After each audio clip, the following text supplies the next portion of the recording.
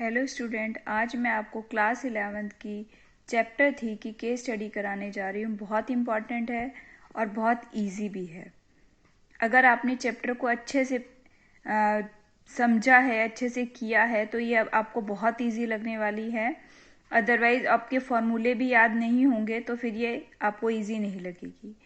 तो एक बार समझते हैं इसको। To demonstrate the compound angle formulae in trigonometry Mahesh and Saroj two angles. तो दो एंगल्स है हमारे पास ए एंड बी। इस तरीके से हैं कि जो ए और बी दोनों कहाँ से हैं बेटा, 0 से पाई बटे यानी फर्स्ट क्वाड्रेंट। आपको पता होना चाहिए कि फर्स्ट क्वाड्रेंट में सारे एंगल्स पॉजिटिव होते हैं। एंड साइन ए आपको क्या दे रखा है 3/5 एंड कॉस बी आपको दे रखा है 9/41। अब जो ऊपर की इंफॉर्मेशन पे बेस्ड आपको क्वेश्चंस है वो निकालने हैं। तो सबसे पहले आपको निकालना है the value of cos A plus sine B. देखो दिया हुआ तो हमें साइन ए है और पूछा यहाँ पे कॉस ए है, दिया हुआ हमें कॉस बी है और पूछा यहाँ पर हमें साइन बी है। तो सबसे पहले हम ऐसे दो जो ट्राइंगल है वो बना लिए मैंने। तो सबसे पहले एक ट्राइंगल बनाया। देखो इसमें साइन ए आपको कितना दे रखा है 3/5। तो ए मैंने यहाँ पे लिखा। ऑब्वियस है ए जो है एक्यूट एंगल है 90 डिग्री का। आप किसे भी ले सकते हैं, बी को भी ले सकते हैं, सी को भी, क्योंकि यहाँ पर कुछ मेंशन नहीं है। लेकिन ए जो है वो हमें एक्यूट एंगल ही लेना पड़ेगा।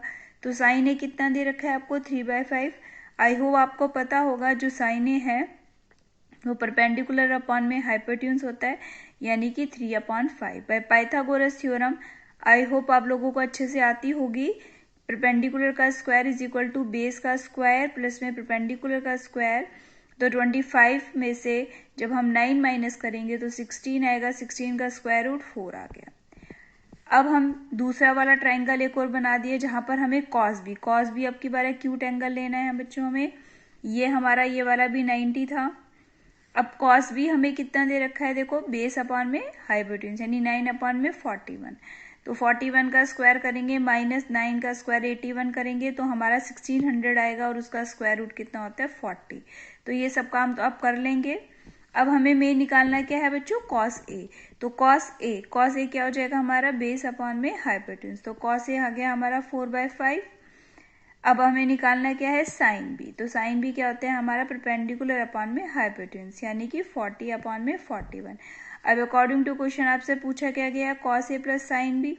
तो cos A plus sine B, तो cos A 4/5, sine B 40 upon में 41। इन दोनों का एलसीएम आ जाएगा 205 हो जाएगा बच्चों। अब हमने एलसीएम लिया 5 की टेबल में 41 टाइम्स जाएगा। 41 की मल्टीप्लाई 4 से कर दी। 41 की टेबल में ये कितनी बार जाएगा 5/5 से मल्टीप्लाई कर दी तो 360/205। तो इसमें आंसर क्या आ जाएगा हमारा सी ऑप्शन आ जाएगा 364/205। अब हमें नेक्स्ट पूछा है, देखो the value of cos A plus B. अब आपको मैंने कहा था अभी स्टार्टिंग के वीडियो के इसमें कि हमें फॉर्मूले जरूर पता होने चाहिए। देखो अगर आपको फॉर्मूले पता नहीं है तो ये क्वेश्चन नहीं हो पाएगा। तो कॉस ए प्लस बी का फॉर्मूला क्या होता है बच्चों, cos A cos B minus, ये बात ध्यान रखना कॉस में क्या होता है जब प्लस का साइन है तो बीच में माइनस का आता है। और अगर यही बात हमें कॉस ए माइनस बी में क्या था तब हम यहाँ पे प्लस का लगाते थे। Cos A cos B plus sign A sine B, कब, जब कॉस ए माइनस बी, मतलब कॉस में अपोजिट होता है। अगर प्लस का फॉर्मूला आपसे पूछा जा रहा है तो यहाँ पे बीच में माइनस है, और अगर माइनस का पूछा जा रहा है तो आपका बीच में प्लस है। अब सारी वैल्यूज मैंने निकाल रखी है। देखो कॉस ए यहाँ से लिया 4/5, कॉस बी अब हम यहाँ से निकाल सकते हैं और आपको शायद गिवन भी है, हाँ गिवन है 9/41, ठीक है। और उसके बाद साइन ए कितना दे रखा था हमें बच्चों 3/5 दे रखा है। और हमें साइन बी यहाँ से निकालेंगे 40/41, ठीक है। तो ये नीचे का बेस दोनों का सेम है, 5 से मल्टीप्लाई कर दो इसकी 205, 4 9 जा 36, 3 इसमें मल्टीप्लाई कर दो 120 और यहाँ पे 205। एलसीएम लेंगे 205 तो 36 माइनस 120, तो 36 में से 120 माइनस करेंगे तो माइनस का 84/5। तो ये हमारा सेकंड क्वेश्चन का आंसर हो जाएगा। अब एक और फॉर्मूला बच्चों, साइन ए माइनस बी का फॉर्मूले याद करना बहुत ज़रूरी है बच्चों। फॉर्मूले याद नहीं करोगे तो ये क्वेश्चंस नहीं हो पाएंगे आपको। तो साइन ए माइनस बी तो साइन ए माइनस बी का फॉर्मूला क्या होता है बच्चों, sign A cos B minus cos A sign B. देखो साइन में जैसा साइन के यहाँ पे माइनस है तो यहाँ पर भी माइनस, मतलब कि जैसा साइन होता है वैसे का वैसे ही जाता है। अगर साइन में यहाँ बीच में माइनस है तो यहाँ माइनस आएगा, और अगर यहाँ पर प्लस है तो यहाँ पर भी प्लस आएगा। तो यहाँ पर sign A cos B minus cos A sine B, और अगर यहाँ साइन ए प्लस बी होता तो sign A cos B plus cos A sine B. ठीक है, तो साइन ए की वैल्यू हमें दे रखी है 3/5, कॉस बी की हमने निकालनी है 9/41। तो देखो हमारे पास इसमें निकाल लेंगे यहाँ से कॉस बी की वैल्यू कितनी हो जाएगी यहाँ पे 9/41। ठीक है, इसी तरीके से देखो कॉस ए की वैल्यू हमारी 4/5 और साइन बी की हम ट्राइंगल से 40/41। तो इन दोनों को मल्टीप्लाई 27/205 और यहाँ 160/205, इन दोनों को माइनस करेंगे तो कितना आ जाएगा, माइनस का 133/205।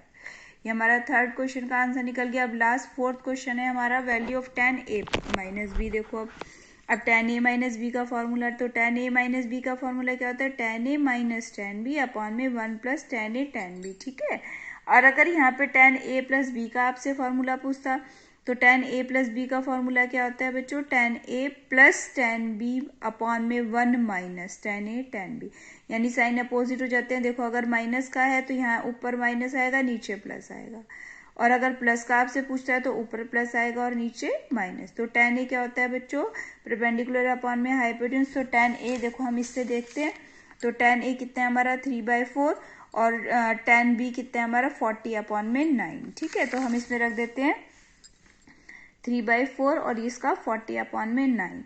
तो यहाँ पे क्या आ जाएगा हमारा 1 प्लस 3/4 3/4 मल्टीप्लाई 40/9। एलसीएम ले लेते हैं, 4 9 जा कितना हो जाता है 36।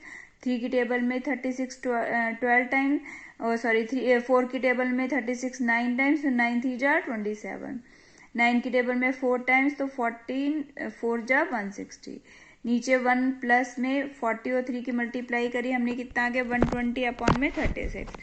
अब इसके बाद हमने देखो ले लिया 36 से 36 काट दिया, एलसीएम ले लिया नीचे वाले का, 36 प्लस 120 आ गया, 27 माइनस 160 कितना होता है हमारा, माइनस का 133, अभी भी हमने ऊपर भी किया था। और अपॉन में क्या आ जाएगा हमारा, इन दोनों को ऐड कर दो 156। तो आंसर क्या आ गया, tan a माइनस बी का माइनस का 133/156। अब मैं आपको एक क्वेश्चन दे रही हूँ, tan a प्लस बी निकालना है आपने इसके अंदर, और साइन a प्लस बी निकालना है आपको इसके अंदर, और cos a प्लस बी निकालना है आपको इसके अंदर। ठीक है, अब आपको ये 3 पार्ट करने हैं। cos a प्लस बी तो सॉरी हमने निकाला था cos a minus B, cos a minus B निकालना है आपको। अब ये तीनों पार्ट करने हैं, और अगर किसी को समझ में नहीं आता है तो मुझसे कमेंट करके पूछना है, और वीडियो को लाइक और सब्सक्राइब करेंगे। और ये केस स्टडी पे बहुत ध्यान देंगे, क्योंकि इस बार ये केस स्टडी आपकी बोर्ड में बहुत अच्छे से आने वाली है, तो इसीलिए बहुत अच्छे से देखेंगे। मैं आगे भी वीडियो आपकी 11th क्लास की बनाती रहूँगी। ओके बच्चों, बाय।